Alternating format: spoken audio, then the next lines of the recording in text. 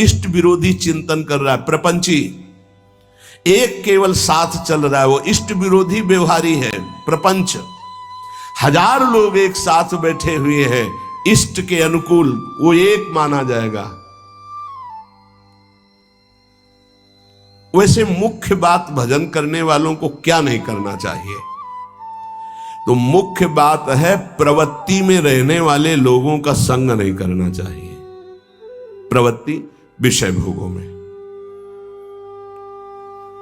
पूज्य स्वामी जी ने पूछा भजन करने वाले को मुख्य सावधानी क्या रखनी चाहिए, तो बोले मुख्य सावधानी है कि प्रवृत्ति में रहने वालों का संग नहीं करना चाहिए भजनानंदी को। क्यों? एक प्रवृत्ति देखी मैथुन धर्म की सौभरी जी ने, तो 50 ब्याह किए। तब उन्होंने श्लोक लिखा, संगम त्यजेत मिथुन व्रतिनाम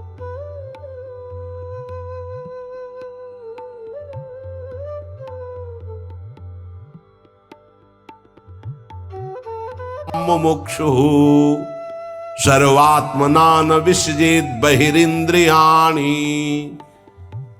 अय मुमुक्षु, संसार से मुक्त होने वाले साधक, ये जो मैथुन प्रवृत्ति में युक्त जन है इनका संग भूल के भी मत करना। उनमें परमाणु है ऐसे, वो तुम्हारे को विचलित कर देंगे, तुम्हारे भजन को छीन लेंगे, तुम्हारा भजन का मार्ग अवरुद्ध हो जाएगा। संगम त्यजेत मिथुन व्रति नाम, यही बाबा ने बताया। भजन करने वालों को विशेष त्याग की बात क्या है?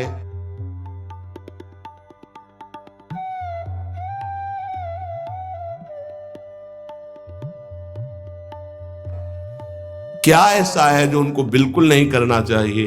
तो बोले जो प्रवृत्ति में, संसार के भोगों में है, निवृत्ति मार्ग के उपासक, भगवत प्राप्ति के मार्ग के उपासक, उनका संग नहीं करना, उनके साथ चलना, उनसे संभाषण करना। ऐसा अगर भगवत चर्चा जनित प्रश्न है, आप उत्तर देने की क्षमता रखते हैं, इसके बाद राग नहीं करेंगे। क्षमता का मतलब समझते हो? जैसे हम आपसे संभाषण किया, अब आपकी याद नहीं आनी चाहिए संभाषण हटने के बाद। अगर आपकी छवि आई हमारे दिमाग में, आपका चिंतन हुआ, तो इसका मतलब आप अभी अधिकारी नहीं हैं। लाखों से संभाषण हो लेकिन सब में राधा वल्लभ लाल की ही स्मृति रहे, राधा वल्लभ लाल एकांतिक में ध्यान में रहने चाहिए, एक भी छवि बाहरी नहीं आनी चाहिए, तब वो अधिकार प्राप्त होता है समाज सेवा का उपासक को। अधिकाधिक भजन में प्रवृत्ति करने वाले को ऐसे संग का त्याग करना चाहिए। बहुत जोरदार का संग होता है प्रपंच का। जैसे संत संग की महिमा है, ऐसे प्रवृत्ति मार्ग के संग की भी महिमा है। सीधे प्रवृत्ति में उतार देते, सीधे प्रवृत्ति में। बहुत सावधान, बहुत सावधान। ये महापुरुष जन ऐसे नहीं बोल रहे, बहुत सावधान। प्रवृत्ति मार्ग के जनों का संग करना सबसे ज्यादा त्याज्य विषय भजन करने वालों को है, ये ध्यान रखें। बहुत तरह से फंसाव हो जाते, बहुत तरह से जलना पड़ता है, जलना पड़ता है। महसूस होता है कि हमने गलत किया, जो हमने स्वीकार किया वो गलत किया, महसूस होता है। पर एक बार स्वीकृति हो गई तो कुछ भी हो, इनका बेड़ा पार होना चाहिए। जिद्दी स्वभाव संतों का होता है, पर महसूस होता है। जब तक वैराग्य की प्रबल भूख न जागृत हो जाए और जब तक भगवत प्राप्ति का दृढ़ लक्ष्य न हो जाए, तब तक संग नहीं करना चाहिए। नहीं, रंग जो है वही चढ़ेगा जैसा हम करते हैं। महाराज, सकाम भक्ति सुनते हैं और निष्काम भक्ति सुनते हैं, तो इसका क्या मतलब है? सकाम भक्ति और निष्काम भक्ति का अंतर क्या है?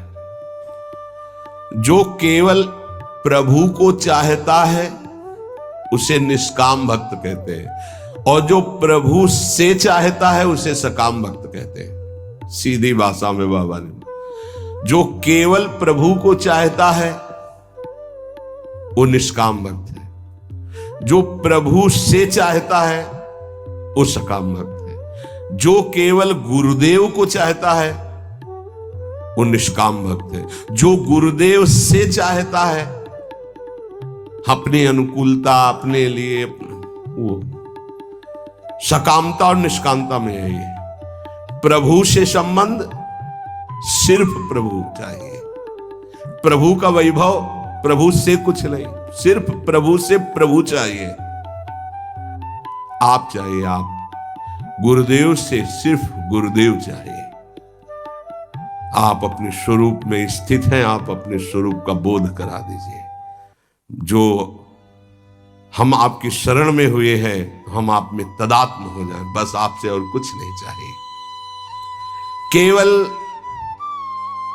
प्रभु से कोई चाहना, प्रभु से प्यार ना होना सकामियों का लक्षण है।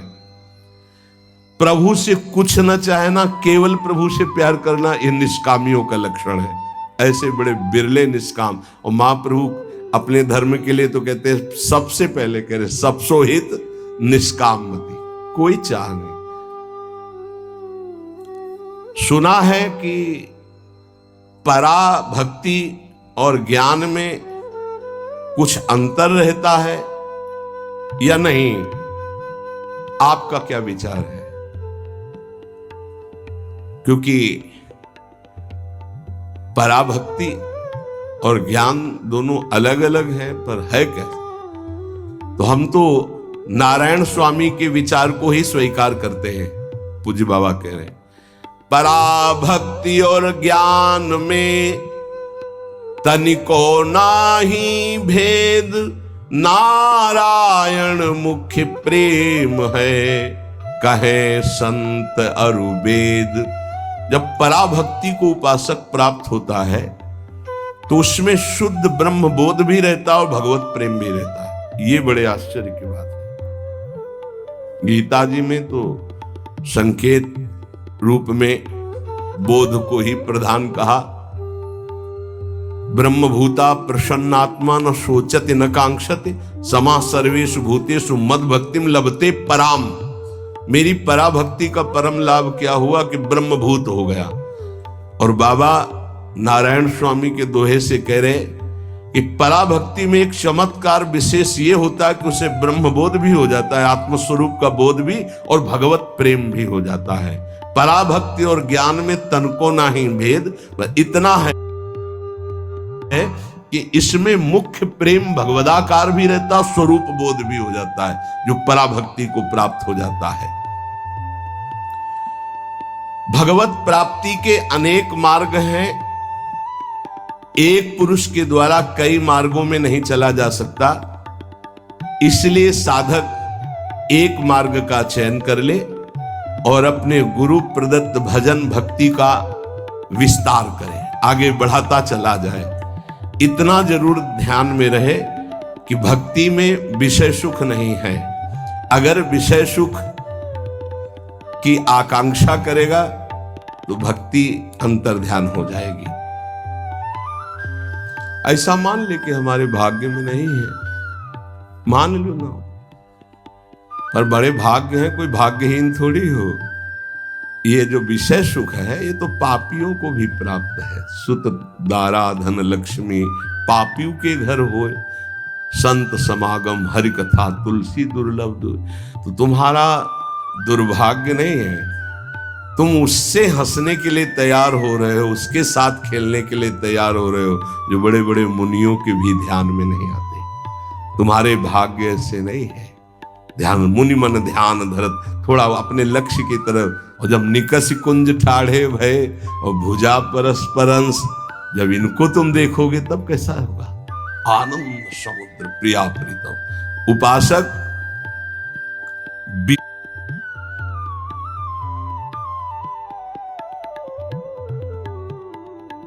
विषय सुख भक्ति में बहुत बाधक है।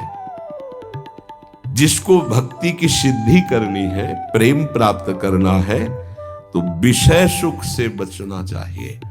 मन में लागी चटपटी कब निरखूं घनश्याम, तो नारायण भूल्यो सभी खान पान विश्राम। ये दोहा एक संत भगवान थे, गंगा के किनारे मिले थे, ये बार बार कहते थे, जो बड़ी मस्ती में गाते थे। मन में लागी चटपटी कब निरखूं घनश्याम, नारायण भूल्यो सभी खान पान विश्राम। विषय सुख भक्ति में नहीं, ब्रह्मादिक के भोग सब विषम लागता ही, नारायण ब्रज चंद की लगन लगी है जाही। जब विषय सुख का सेवन साधक करने लगता है तो प्रभु का चिंतन छूटने लगता है, प्रभु में सुख नहीं लगता है। ये सबसे बड़ी कमी की बात। अगर आपको भजन करते प्रभु में सुख नहीं लग रहा तो आप कहीं विषय सुख ले रहे हैं। ध्यान दीजिए, जब प्रभु के चिंतन करते करते आपके आंसू निकलने लगे, रोमांच होने लगे, अब सुख आया है। इसलिए कुछ समय तक ये झूठे विषय सुख से बचो, कुछ अच्छा नहीं लगता।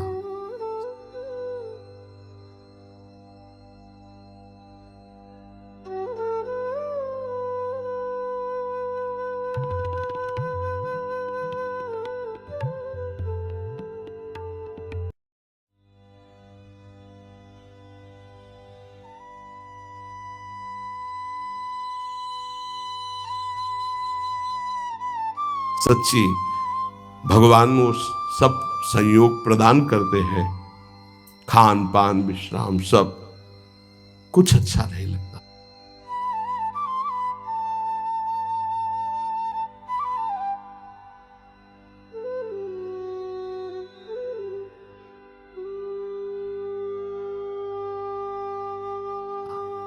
जो मन प्रभु के चरणारविंद का आशिक हो जाता, कुछ अच्छा नहीं, कोई उसे अच्छा ही नहीं लगता। सच्ची मानिए, कुछ अच्छा नहीं लगता। सब कुछ है पर कुछ अच्छा नहीं लगता। क्यों?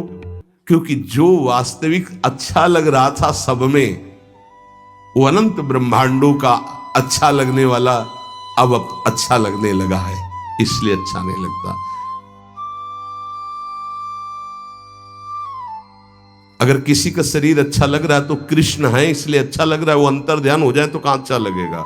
किसी वस्तु में आकर्षण है तो कृष्ण का है, और अब सीधे कृष्ण का आकर्षण हो गया तो अब कैसे